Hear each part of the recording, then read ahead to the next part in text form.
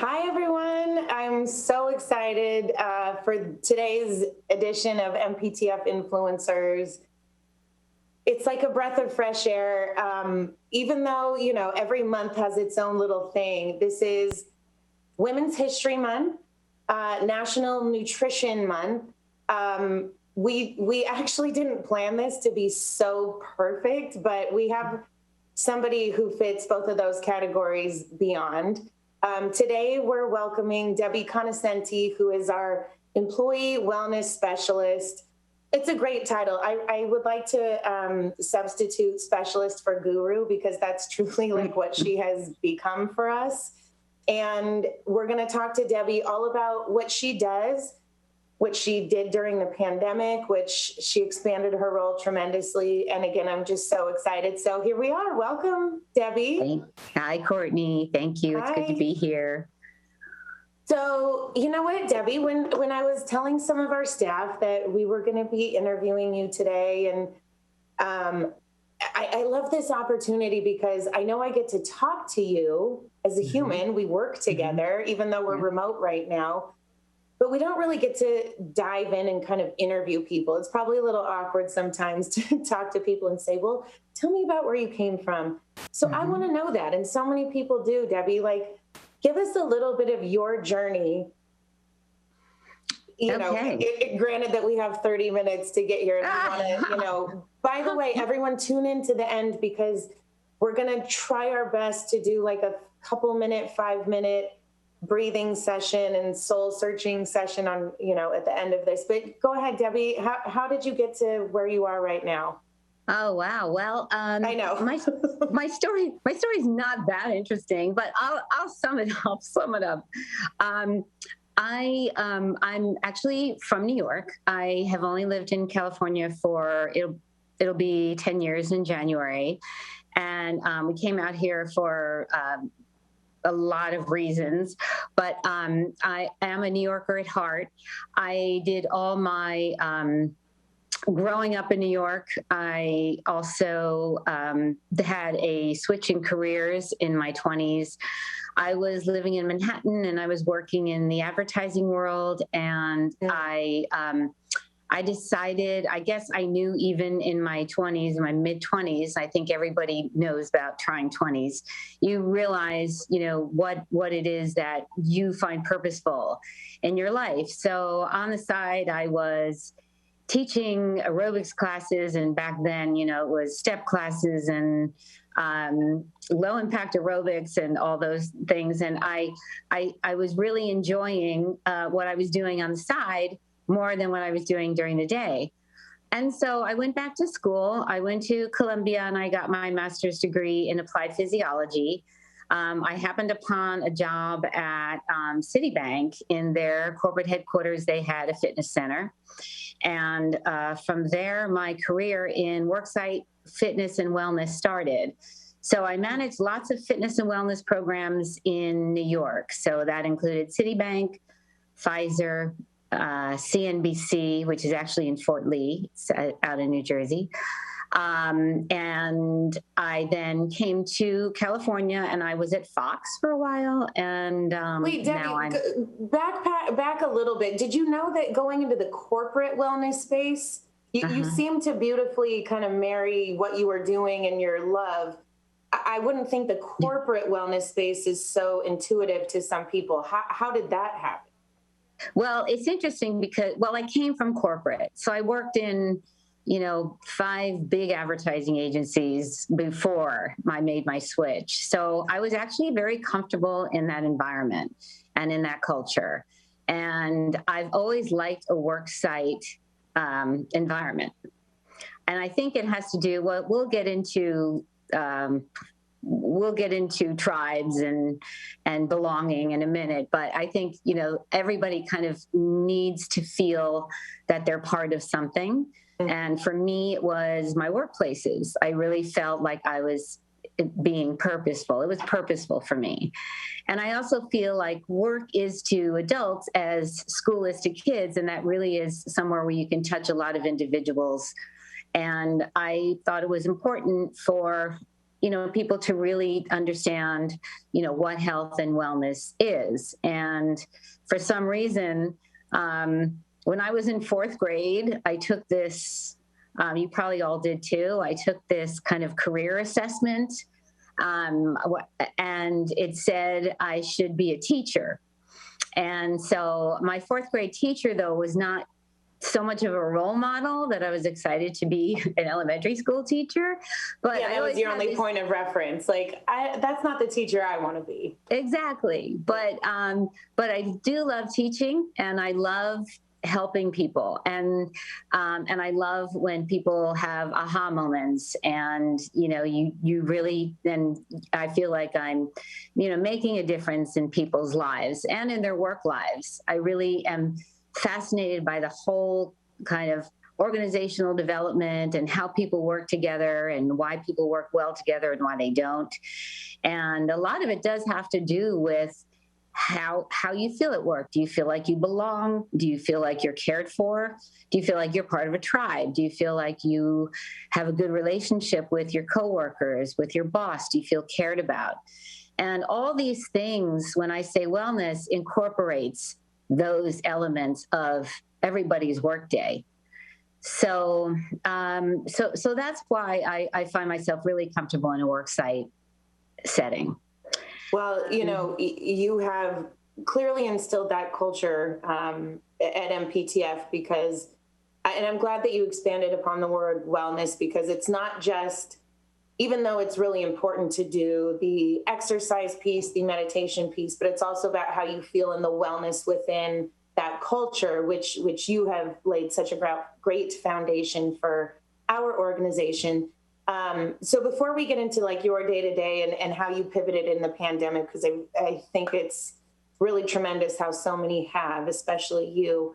How did you learn about MPTF? What brought you to us? And what was it that you obviously were drawn to? Because I wouldn't think you would just go anywhere. You were drawn to us. Yeah, as fate would have it, and I truly believe that, energies take you places where you're supposed to be. But I actually saw it was an ad for my job, for the wellness coordinator job. And I was done with my stint at Fox. It was a temporary position. And so I was looking for something. My kids were still little, so this was part-time, and it was perfect. So I applied for the job. I got the job, and here I am. I knew nothing about MPTF except what I started researching when this job popped up. My dad was in the business. He was a Broadway musical actor in New York, soap operas, TV, movies, and voiceover. And so I was attracted to MPTF because, it had to do with my dad. He was getting older, and I thought, Dad, there's this really cool place out in LA. You should check it out. So he would come and tour and look, and he was, he loved just the environment, just being, around people that did the same thing that he did. And in fact, we were walking across campus. This is a great story. I've told it before. You might have heard it. But my dad was visiting one day, and we were walking across campus, and a resident came up to my dad, whose name is Len, and she said, "Len?" And he looked at her and he said, "Betty?" And it turns out that when they were in their 20s, and they were in their 80s now, when they were in their 20s, they worked together on how to succeed. How to succeed in business without really trying, went from Broadway to Australia, Sydney, Melbourne. So I was a baby, and so unfortunately I don't remember that part, but it was just so it was so exciting that he ran into somebody that he worked with. I mean, talk about an aha moment. That probably for you was like, yep, this is where I'm supposed to be. Exactly. It was perfect. And he's a New Yorker too. So he flew in for the 95th, and he just loved it. And we lost him last year, sadly, but he was so happy to see me where I was. And I think he'd be proud.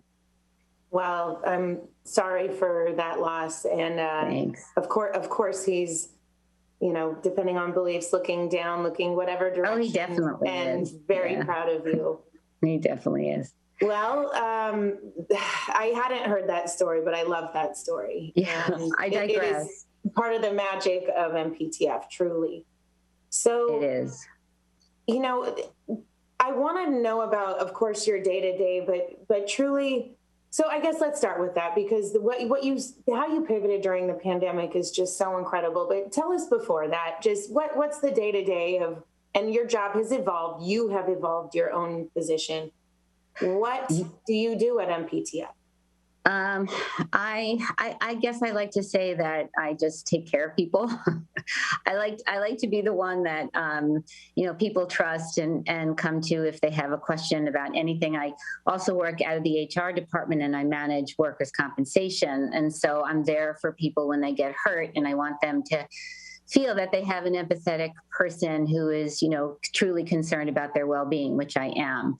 I really, really care about all the employees here. I truly just feel so there's just a heartfelt togetherness that everybody feels on campus, especially since pandemic, because we've all bonded as a community.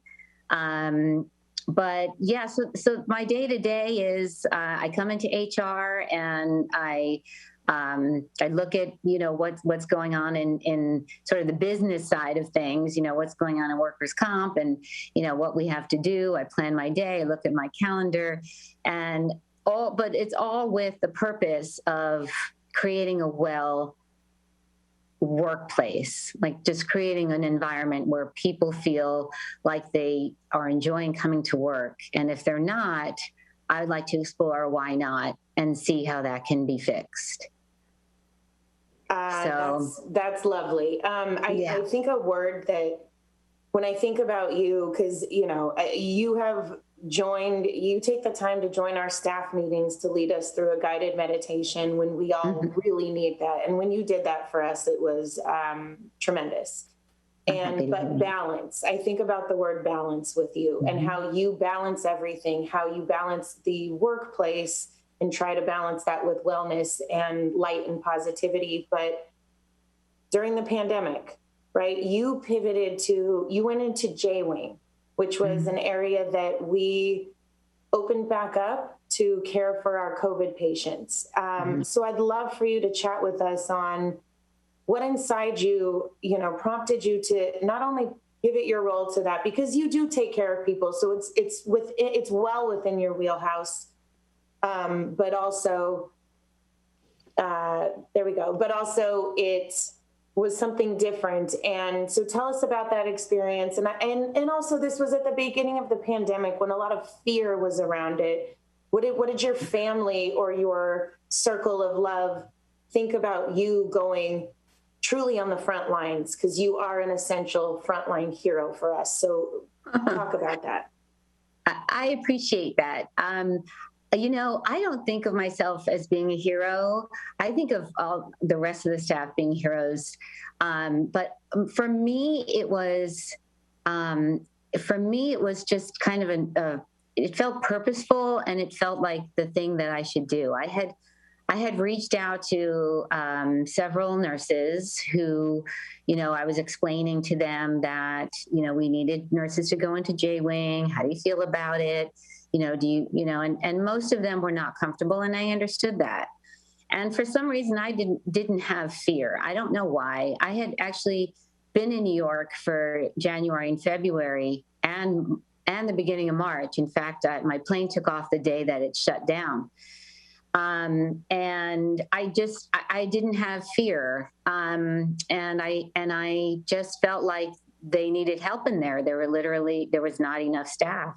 So I went in there and I did whatever they needed. And it was everything from, helping with the phones to the supplies, setting up their IT, helping, with the printers and the faxes and the phones and the computers, and then helping with the day-to-day operations and just really being there. I think just being there, was helpful. I developed such great close relationships with everybody there. And since then, I've built a tremendous circle of friends, and we all trust one another. And to me, it wasn't heroic. To me, it felt like a very natural thing to do, and it felt purposeful. So in a way, it was selfish because we all need purpose, right? So to me, it was my purpose. Well, your version of selfish is not anyone else's version of selfish. And I think, just from me being on the outside, seeing heroes just like you, which you are, absolutely. None of you all think that you are, which is what truly makes you a hero, because your humility is tangible and it's obvious. Debi, as I mentioned, not only have you balanced your time with going into J-Wing, you provide such joy and light and balance and purpose to others while you are selfishly fulfilling your own purpose, which is not selfish. You are always such a pillar of strength. I try to channel you, I think as many do. How do you balance your day-to-day, and how do you manage stress? What are some of your daily practices? Oh, that's such a good question. I have a lot of gratitude. I just, that it sounds, new wavy, and, everybody says, well, feel grateful and you'll feel better. But it's true that, all the science points to gratitude just being, it changes your whole being. It changes your whole energy, because you can't there's no room for fear when you have gratitude. And if you're practicing gratitude on a regular basis, and I do every day, I think it's something I'm grateful for. Sometimes it's repetitive, but sometimes, but you're supposed to think of something new. But I think if you can just take a moment, and I have a sign by my coffee pot, I will be grateful for this day. So as mushy as it sounds, I really, truly believe that has helped guide me and shape me for life, and for being what I consider really lucky in my life to be in the place where I am and to be surrounded by people I love. And so that's one way that I cope. I do a lot of meditation, as you know. I teach it at work, and I also do my own practice. I have pets, and I think I took 2 cats and a dog, and I think that's really important. I have 2 sons, a husband that I adore, and I'm so grateful for all of that. And so, but I think it kind of works in tandem, like a cycle of energy. Like if you start with the gratitude, then it comes, and then it comes, and it comes, and you just kind of create this energy and this self-awareness that, wow, I'm incredibly lucky. But I really do think it has to do with just being still and knowing, it's just sort of really important to just take that check-in every day. Just be still, understand, know, be aware of your thoughts. Don't become your thoughts, because they're not helpful a lot of the time. But just those basic practices. And of course, physical activity, I think, is really, really important. So I start every day with a run. Great. Oh, okay. So I guess I was going to ask you about something else, but you start every day with a run. And I guess because this is National Nutrition Month, which I find a little funny, because I think like every month should probably be National Nutrition Month. Every month should be Women's History, Black History Month, but it's nice to shine a spotlight on these things. It is. Right? And we're going to have Meatless Mondays. Meatless Mondays, sure. Yeah. And I guess give us some nutrition tips. And then I'd like to circle back a little bit to workplace and just balance. But do you have any nutrition tips, like a Meatless Monday, or things that you practice that would inspire us? I do. But I practice more intuitive nutrition. Like I listen to my body, and I sense what it's asking for, and I try to stay away from sort of the junk culture of food.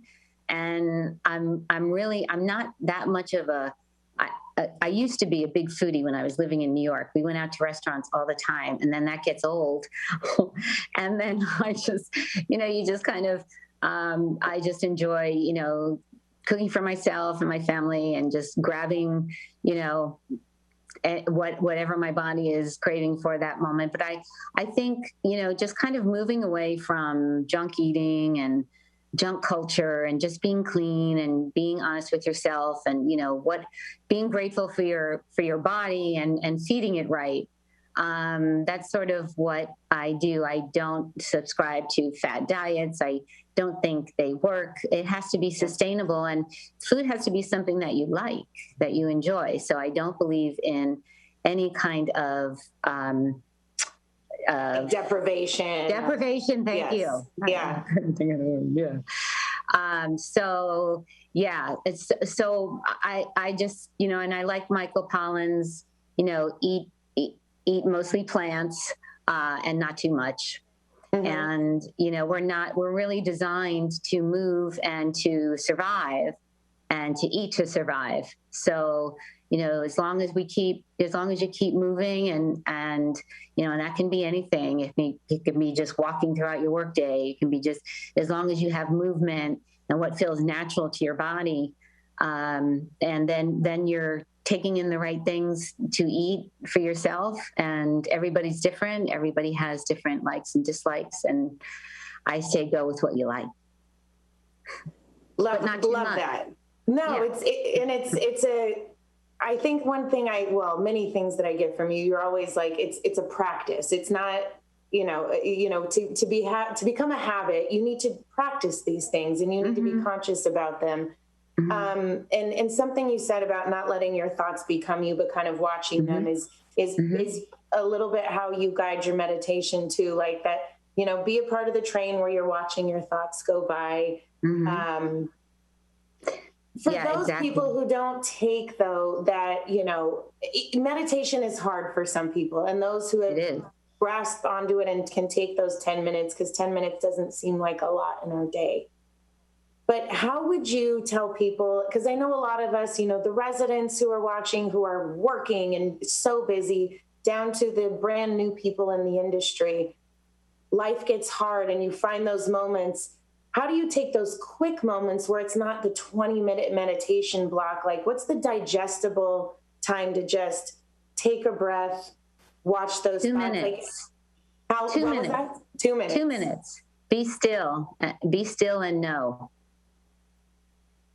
That's Be still and know for 2 minutes. Be still and know. Well, but give us a little more, because you guide us through that so well. And this will probably be actually, you know what? We're literally at 5 minutes before we end this conversation. So maybe before we go into that, and we can all practice it together, which I think our full audience who will watch this live and later, this interview is so beautiful because it's going to end with a resource. Mm-hmm. How do we take a couple minutes and have that feel like we actually did something? Well, the most important part is the breath. So most of us breathe low and shallow without even realizing it. So once you're still, notice your breath, and it's probably going to be shallow. So expand it. And so when you expand the breath into your belly and your lungs and your rib cage expands, you do that 3 times and it changes your whole physiology and it changes your whole outlook on life. So do we want to practice that now? I would love to. Okay. I would love to. So let's I'm going to give you a little 2 to 5 minute break for your day. And this is something that you can incorporate into your life every day, as many times a day as you want to. So close your eyes and sit up nice and tall and just notice the spine and notice the natural curves in your spine. And just reach the crown of your head toward the ceiling. So wherever you are, if you're sitting on the floor, if you're sitting in a chair, if you're standing, it's the same thing. You just want to notice your breath. Bring the breath into the belly, the lungs, and the rib cage. And then exhale out. And you can exhale out audibly with your mouth. Some people like to do that. It's a little bit more profound of an exhale, but you can do what suits you. So you can exhale through your nose, to your mouth, whatever you like. It's always nice to take a little bit longer of an exhale than an inhale. So play with it. Do it yourself a few times. When you inhale, come to the top of your inhale, the very top of your inhale. You think you can't breathe in anymore. You probably can. Get a little bit more air in there. And then when you exhale, just exhale everything out.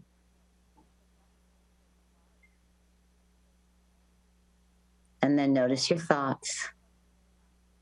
And know that you're not your thoughts, because you have 70,000 thoughts a day. And probably most of those, 90%, are useless thoughts. And they're probably repetitive thoughts, negative thoughts, self-deprecating thoughts, and they're not necessary. So understand your thoughts and know that they're not you. So who is you?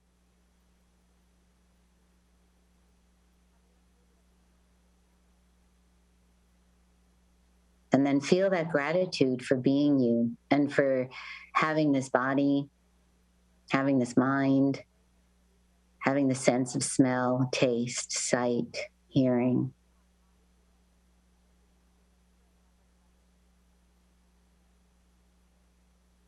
And then when those thoughts come in, just understand them as thoughts and be compassionate toward yourself.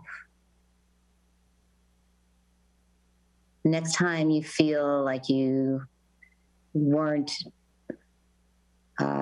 yourself, or you weren't behaving up to your usual self, or you weren't working up to what your usual self is, give yourself a break, give yourself some compassion. And let the energy of your compassion and your gratitude guide you. And you can continue with your deep breaths if you like it, or you can allow your breath to return to normal. So just allow involuntary breaths.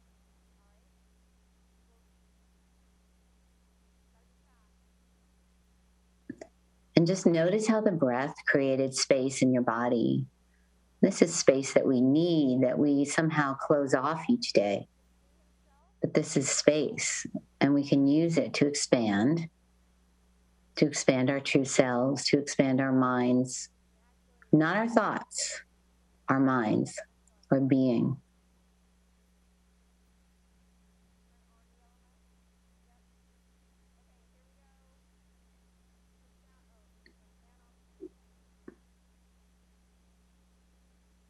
Sometimes when we fill our time with healthy activities, that's great.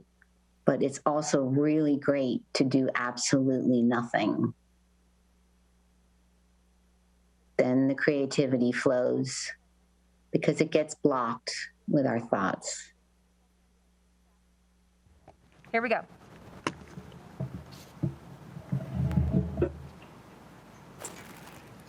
I just heard Jen, and yeah. So I we're want to gonna say, but yeah. we'll close out there. That was a good close. I'm so sorry. That's okay. It's 1 o'clock. It's time for Harry's Poetry Hour. Debbie has been with us before for meditation. I am hopeful that now that things are opening up back again, we have a very special presentation. It's the first time a resident is going to be performing from the stage, so we've just done a whole lot of things to make it safe for him. That's fantastic. So let's have you back here for more guided meditation, Debbie. Sounds great. And Thank you, Jen. Debbie, Thank you, you Courtney. so much. Thank you. I think what you just gave us is a technique before a meeting, a moment, whatever it might be. We can just take this practically, and it is so attainable. And you have taught us that we can do that. I already feel better, and to sometimes it's good to just do nothing. Thank you so much, Debbie. We are beyond grateful to have you on this team. I'm so glad everyone gets to meet you. Likewise. Thank you. Thank you, guys. Bye, guys. Have All a great right, bye. weekend.